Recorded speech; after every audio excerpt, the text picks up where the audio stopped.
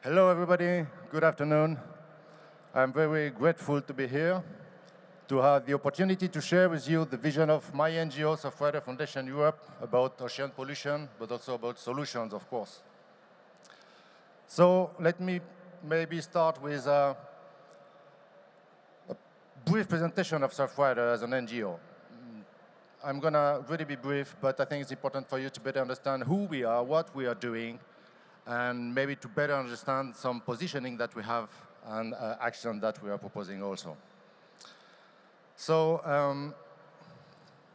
let's see if it, yes.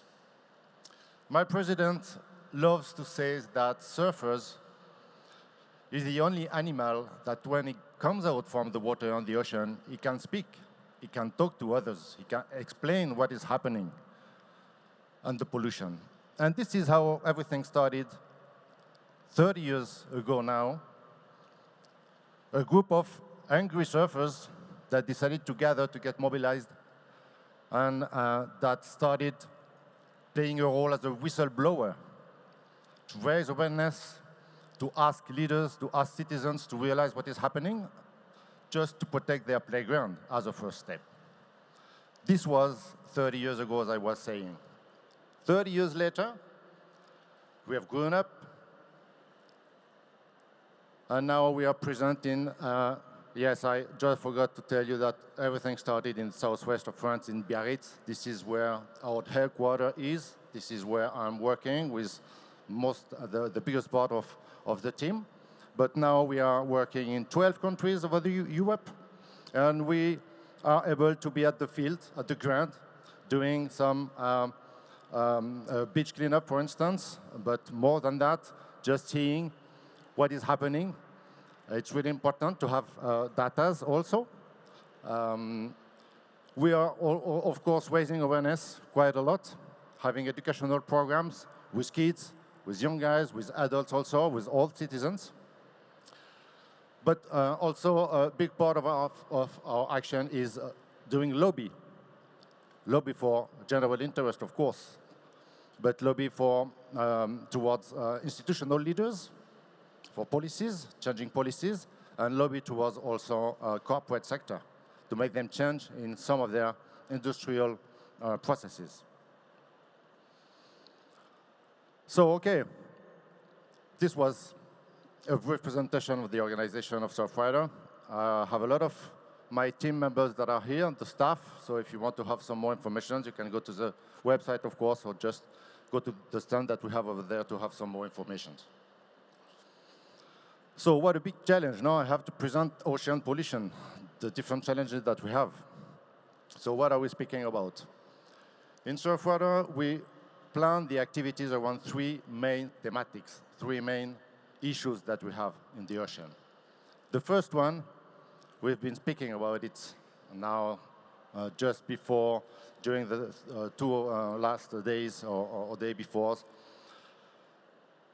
Marine litter, more than all plastic pollution. 90% of the marine litter are in plastic. I think that we already all know more or less the big figures of that issue, so I won't be too long. But you have to know that plastic is now everywhere.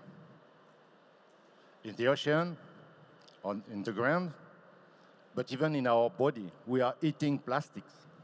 Plastic, when it comes into the ocean or in the nature, it splits from macro to microplastics, from micro to nanoplastic, and then it ends up in our body. We all have plastic inside our body. So again, I won't be too long about all the figures on the problematics. I just wanted to share with you our position, our vision of the problem. There is a tap of plastic pollution that is open. We really have to put all our efforts, means, money, investment, everything, for closing that tap of plastic pollution. Okay? So cleaning the ocean, of course, it can be of a good idea, maybe in the future. But now we do think that we have to put all our effort, investment, and money in closing that tap of plastic pollution. The second thing I wanted to share with you is that how can we close that type of plastic pollution? We have to go at the source. We have to stop producing so much plastic and consuming so much plastic. So the long-term solution is to reduce our production and consumption of plastic, to refuse plastic. Recycling, economy circular are also good things. But first, we have to refuse and to reduce the amount of plastic that we are producing and consuming. It's really important for you. We always say that the only good waste is the waste that does not exist, that has never been produced. Okay? This is the, I would say, the visible part of the pollution, of the ocean pollution, the solid part. But we also have, sorry, this is the most important kind of plastic that you can find in the ocean. But yes, there is not only that visible part of the pollution, you have also the invisible part of the solution. The pollution that you cannot really see when you enter in the ocean. I'm speaking, we spoke just before of the microplastic, it's part of it. But also you have bacteriological pollution. We've been working on that issue since many, many years in Surfrider. We obtained a big victory in 2006. The European Commission implemented a new directive at that time regarding bathing water and asking and demanding all member states to have a surveillance program on that. And really we have a big improvement on that situation. A lot of local authorities and governments invest a lot in developing some sanitation plant and so on. And the quality of water is better. We still have some big issues in link with rainwaters and the runoff of rainwaters. I will come back to that a little bit later. But the biggest challenge, we think, for this invisible pollution is the chemical pollution. And when we go to chemical pollution, in fact, we do not have any data, really. We do not know anything, what is happening. You will find any single chemical molecule in the ocean. But is it dangerous for the ecosystems? Is it dangerous for human health? We don't really know. And you may have heard about the cocktail effect, of course, also, no? One molecule maybe is not really dangerous, the other one neither, but the two together can have damage on ecosystems or human health.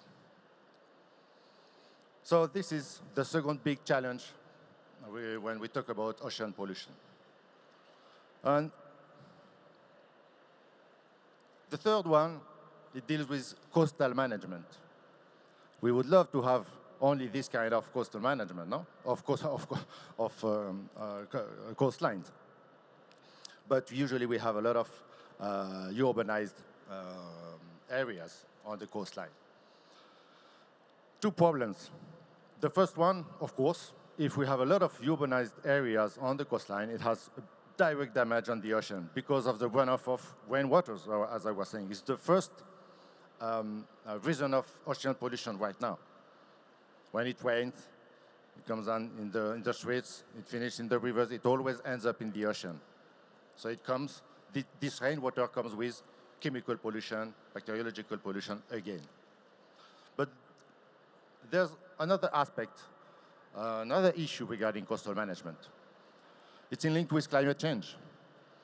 There's a lot of strategy and projects that are taking place right now dealing with adaptation to climate change or mitigation of climate change, renewable energy, to protect from sea level rise, these kind of things. It is transforming our coastline massively, and we are not really prepared.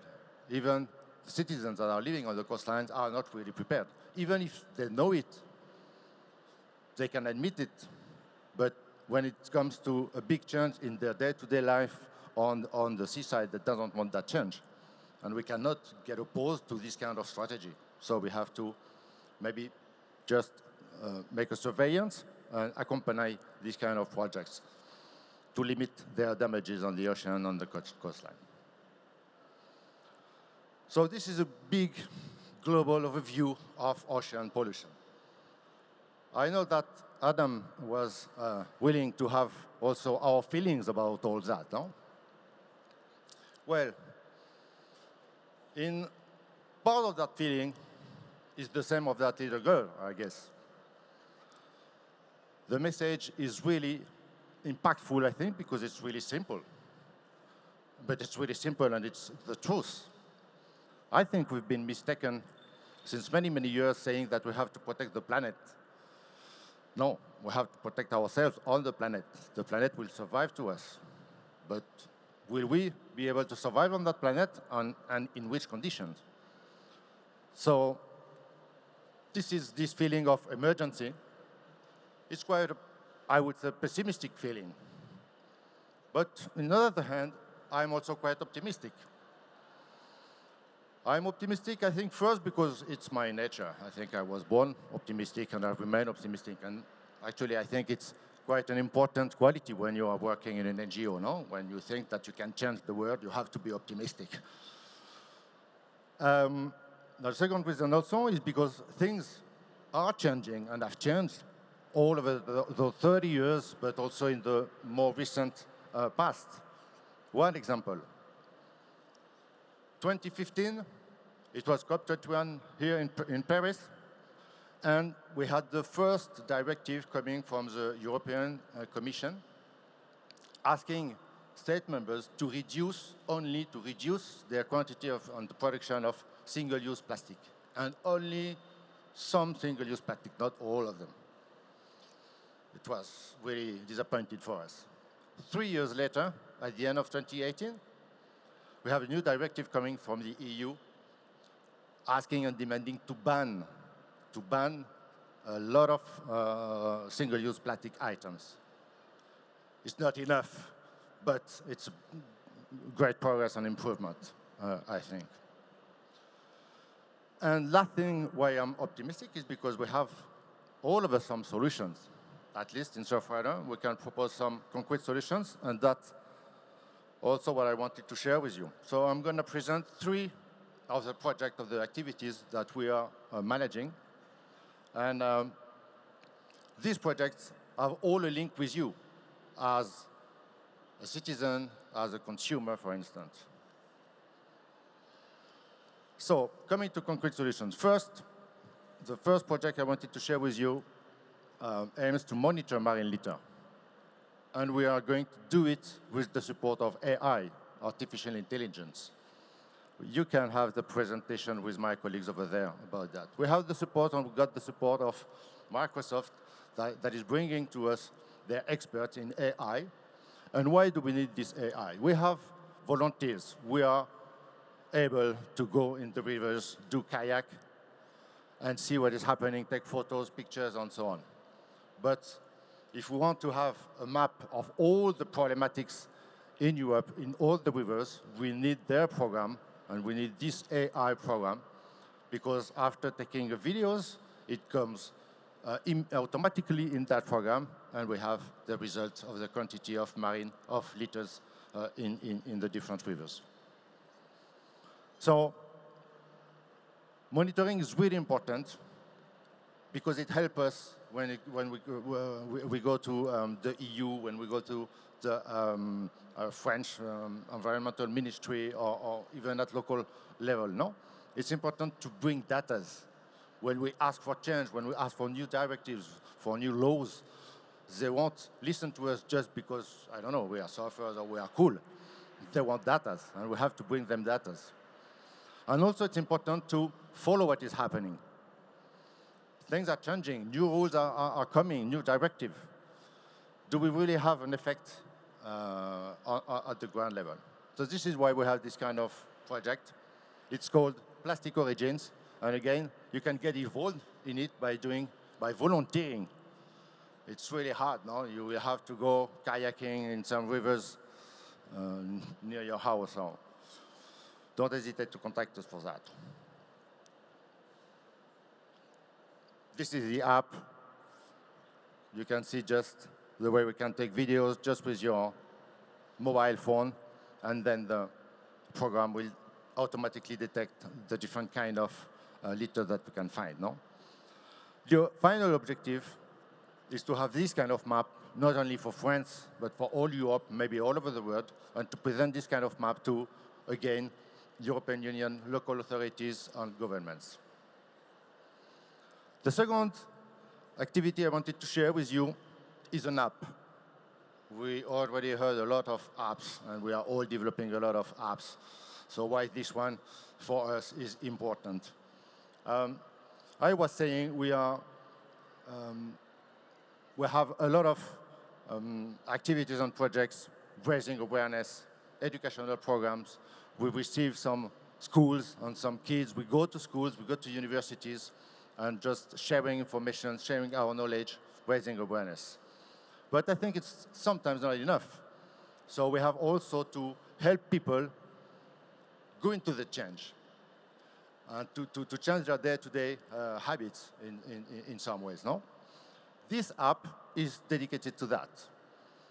You will find in that app 25 challenges to go towards a day-to-day zero-waste life. It's like, it's fun, I think, no? You can see your progression. You can also see how other people are improving.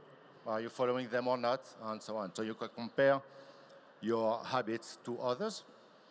And we already have about 100,000 users of that app. So please go to your app store, download it, use it, and share it with your friends and with your family. It's really easy, and it can make a great change and a big change on the plastic pollution in the ocean.